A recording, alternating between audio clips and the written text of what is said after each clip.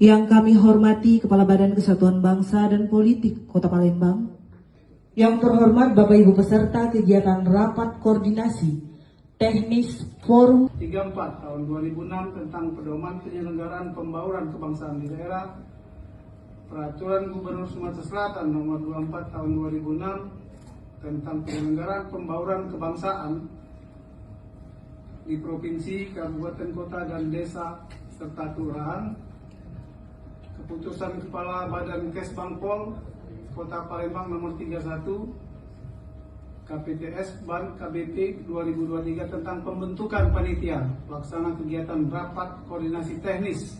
Bisa berdialog, semuanya bisa menyampaikan apa-apa yang ingin disampaikan terkait mungkin problem yang terjadi tengah masyarakat, mungkin juga isu-isu yang terjadi tengah masyarakat. Jadi memang wadah ini memang sengaja dibentuk, ya. Jadi tolong dimanfaatkan dengan baik. Dan tentu kita ingin supaya persatuan dan kesatuan ini terjaga.